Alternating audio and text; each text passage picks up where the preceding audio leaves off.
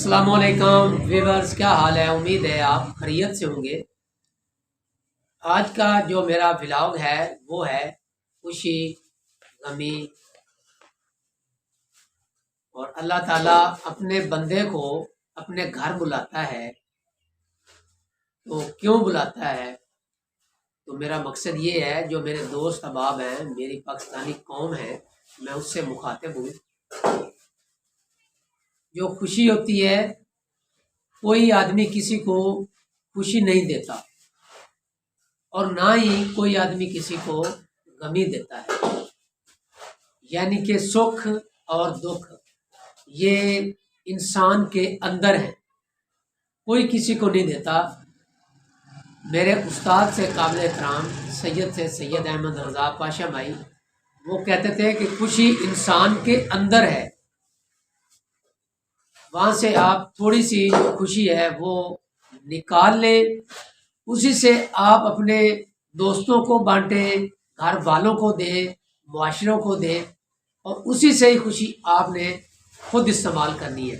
اور دکھ بھی انسان کے اندر ہی ہے، کوئی کسی کا دشمن نہیں ہوتا، انسان اپنا دشمن بھی آپ ہوتا ہے اور اپنے آپ کا سجن بھی خود ہی ہوتا ہے۔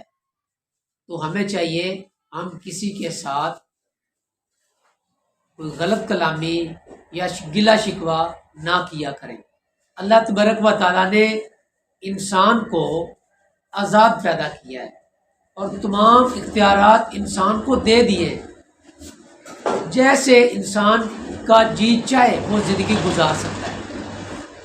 ہم شکوہ کرتے رہتے ہیں، اس آدمی نے، اس خاتون نے ہمیں دکھ دیا ہے، ہمارے ساتھ زیادتی کی ہے، یہ غلط فکر ہے۔ میری ناقص سوچ کہتی ہے یہ غلط فکر ہے۔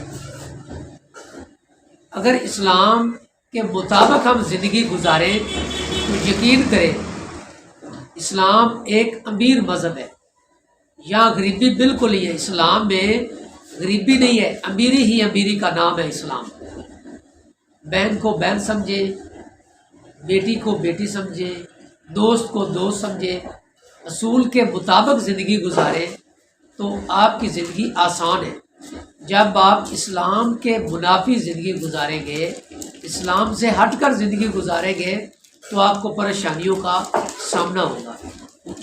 جو ہمارے مذہب میں آپ سرکار حضرت محمد مصطفیٰ صلی اللہ علیہ وآلہ وسلم کی سنت پر اگر ہم عمل کریں گے تو ہم امیر ہوئیں گے، ہم غریب نہیں ہوں گے، ہم صحت یاب ہوں گے۔ اگر ہم نے کھانا بھی کھانا ہے تو سنت کے مطابق کھائیں تو ہم صحت یاب ہیں۔ تو ہر انسان کے اوپر ایک دفعہ اللہ تعالیٰ اس کو ضرور موقع دیتا ہے، اور وہ خوش قسمت انسان ہوتے ہیں جن کو موقع ملتا ہے۔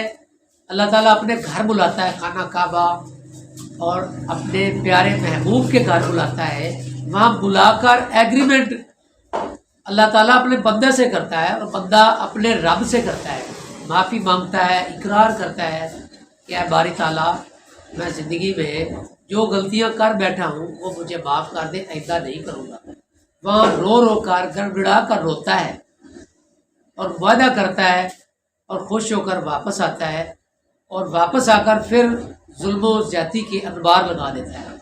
جب قیامت ہوگی تو اس وقت اللہ تعالیٰ کہے گا، فلم دکھائے گا کہ میں نے آپ کو اپنے گھر بھی بلایا، آپ کو تمام جو ضروریات زندگی کی چیزیں تھیں وہ میں نے آپ کو دی، آپ نے سب کا غلط استعمال کیا۔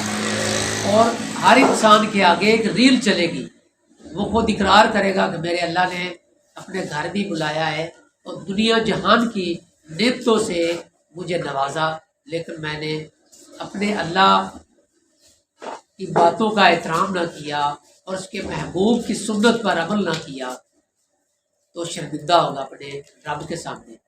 تو ہمیں چاہیے ہم کسی کے ساتھ گلا شکوہ نہ کریں، اپنے آپ سے گلا شکوہ کریں۔ اچھا انسان ہونا بہت ضروری ہے، انسان کے اندر احساس ہونا ضروری ہے۔